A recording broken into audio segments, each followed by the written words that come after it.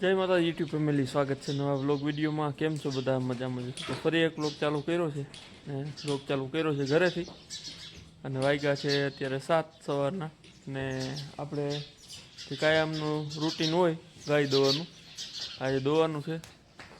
કાળી ગાય આપણે એક જ દોવા દઈ છે અત્યારે અને બીજી બે છે એ હમણાં થોડા ટાઈમમાં વિયાવાની છે। ત્યાં પાછળ લાલ ગાય દેખાય છે, એ લાલ ગાય હમણાં મહિનો દિવસની અંદર વિયા છે, મહિનો દિવસની। ને બીજી આ છે ગાય, એ 3-4 મહિનામાં વિયાવાની છે। જો આ છે એ મહિનો દિવસમાં વિયા અને આ અત્યારે દોવા દે કાળી ગાય અને આ તો લીલું છે જ, આ હવે 3-4 મહિનામાં વિયા। તો ફેમિલી, આપણે લાઇટ આવવાનું ટાણું થઈ ગયું છે ને આપણે આવ્યા છે આપણી વાડીની બાજુમાં જે રાબડો છે ગોળ બનાવવાનો, ત્યાં આવ્યા છે આટો મારવા। અને 4 કિલોમાં ને 7 કિલોમાં ડબલી પણ જો તૈયાર થઈ ગઈ છે ને એને ઢાંકણા બંધ કરવાનું ચાલુ છે। જો આ ડબલ્યુ પેક કરવાનું ચાલુ છે કામ। આ 4 કિલોમાં છે જો આ બધી પડી, અને આ છે એ 7 કિલોમાં ડબલી છે, આમ ચોરસ આવે। જો 7 કિલોનું ગોળે છે અને આ ડબ્બી બધી 4 કિલોમાં જો પેકિંગ ચાલુ છે। આ ડબલીને અહીંયા સટો મારી દે અને બાકીની જો આ પડી પહેલાંની બનાવેલી, અને ડબ્બા ઓછા બનાવે છે કેમ કે ડબલીનું વેચાણ વધારે છે એટલે। બધું મેન્યુઅલી જ જો કામ છે। સાંજે આ બધી ડબ્બી ભરાણી સાંજે, અને અત્યારે જો એનું પેકિંગ ચાલુ છે ઢાંકણાનું।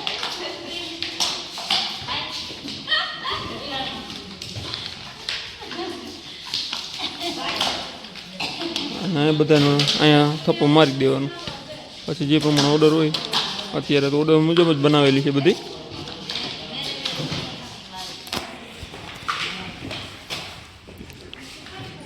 ગીર કેસરી ચેગરી, ગીર કેસરી ચેગરી નેચરલ, ગીર કેસરી નેચરલ ચેગરી।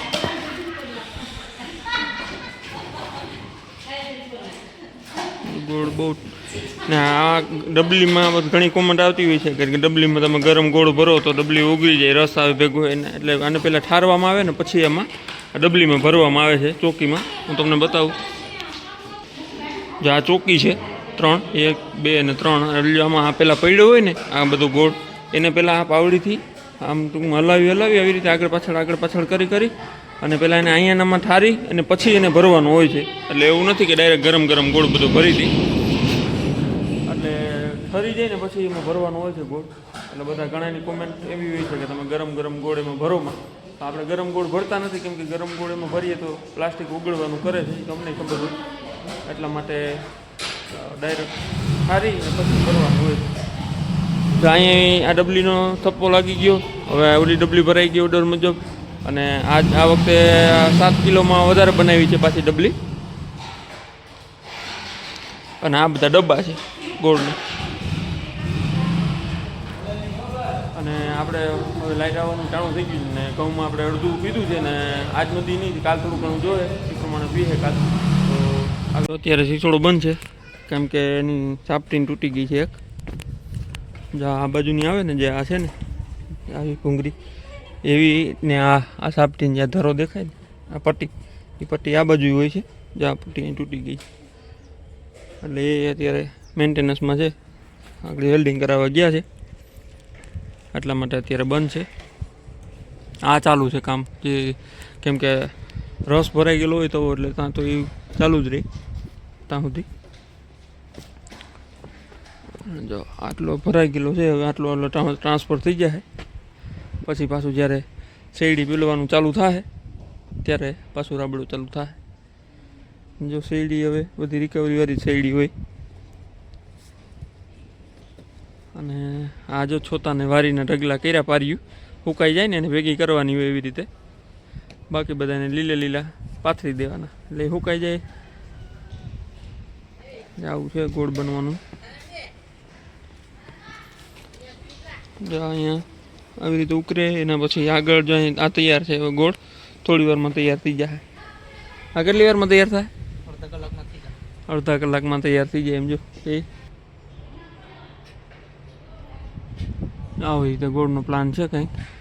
અને આપણી વાડીની બાજુમાં જો સામે તમે 2 માળની વીડી જો દેખાય ને એ એની પાછળની વાડી આપણી અને એની બાજુમાં જ છે એક જેટ બાજુમાં. એટલે આપણે ગોળ જ્યાં ખાવો હોય, રસ પીવો હોય, શેરડી ખાવી હોય એટલે તરત વાડીએ જવાનો જ રસ્તો છે. જો આપણી ગાડી અહીંયા રસ્તામાં જ પડી છે. જો આ ગાડી આપણી રસ્તામાં પડી, અહીંથી આપણે વાડીએ જાવું. એટલે જ્યાં જવું હોય જ્યાં ગોળ ખાવો હોય તો ગોળ ખાવાનું, શેરડી રસ પીવો હોય તો રસ, શેરડી ખાવી તો શેરડી, અહીંયા કોઈ ના પાડે નહીં આપણે. અને ગરમી પણ અહીંયા ટૂંકમાં ગમે એવી ટાઢ પડીને અહીંયા આવી જાય એટલે ટાઢાઈ ના લાગે, કેમ કે અહીંયા એવડો ભઠ્ઠો ચાલુ હોય એટલે ટાઢાઈ ના લાગે. હાલો તો હવે આપણે જઈએ વાળીએ. હવે કેટલું પીએ જોઈએ. જો લાઇટ આવી ગઈ છે, 9:15 જેવું થયું છે અને લાઇટ પણ આવી ગઈ છે. જો આ બાજુ સામાં નાકે પાવાનું છે. આ બધા નાકા નથી ખોદવા, જાજા ખોદવા પછી આખા ખોદીને પાછા બંધ કરવાની, એ બધું કરવું. એના કરતાં જો સામે નાકા વહી જાય, જે અહીંયા છેલ્લું નાકું છે ને ત્યાંથી પીતો આવશે આ બાજુ બધું. આટલું આ બધું પાવાનું બાકી છે સામે સુધી. અને ઉપર ઘઉં પી ગયા છે એટલા. અને હવે જો અહીંથી જાય એટલે ચાલુ થઈ જાય પાણી. જો આપણે ચા તો પીતા નથી, પણ બાજુમાં તો બનાવ્યો ને ચાથી કે નહીં, થોડોક ચાખો તો કરી કે એમને થોડું આ લઈ ગયા. જો ચા પીધો. જો આપણે કુંડીની આ બાજુથી ચડાવી દીધું ઓયડી બાજુ. જો એટલો પલ્લો છે, આ બાજુ ચડાવીને જો આ બાજુ એકમાં રાખ્યું, કેમ કે લાંબો ગાળો થઈ જાય ને એટલે થોડીક વાર લાગે, એટલે એકમાં જાય તો વહેલું ભરાય. અને જ્યાં એટલા 3 નાકા અહીંયા છે. અને બપોરે આવી ગયા છે તો બપોરા કરી લઈએ. પાણી ચડાવી દીધું એટલે હવે એકા બદલાવીને પછી બપોરા કરી લઈએ આપણે. પછી હવે આમ આ બાજુ જવાનું છે પાણી વારવા. કેટલે પૂગે હવે જોઈ. જો બપોર આવી ગયા છે, ગુવાર બટેટાનું શાક છે, પરોઠા છે ને રોટલો, છાશ, મરચાં અને વાડી. વાડીએ મજા આવે નહીં ઘરે.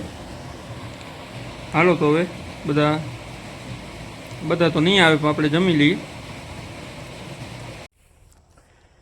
તો ફેમિલી 5:30 થઈ ગયા છે ને લાઇટે વહી ગઈ છે ને આપણે બાકી રહ્યા છે 10 થી 12 નાકા જેવું બાકી રહ્યું છે. અને કાલના દિવસમાં પી જાય અને પછી આપણે કંઈક દવાનું બધું કરવાનું છે. અત્યારે તો હવે કંઈ પી જાય એટલે બીજે ત્રીજે દી ચાલુ કરશું આપણે. અને સનસેટ થવાની જો તૈયારી છે, વાડીએથી સનસેટ દેખાશે. જો તૈયારી થઈ ગઈ. અને આપણી આ શેરડી છે, 3જા વર્ષની શેરડી છે અને કલમુની અંદર બહુ સારી ગ્રોથ થઈ ગઈ છે. અને ઝીંજવાનો એક ક્યારો વધ્યો આખો જા. અને બીજો વાહે જો વાટ થઈ ગયો છે. અને ગાજર હજી નાના છે, એ તો જ મોડા થાય. ઝીંજવો ઠંડીના હિસાબે બહુ હાલતો નથી, જોલા ઘાસની જેમ ઘાસે રોકાઈ ગયું.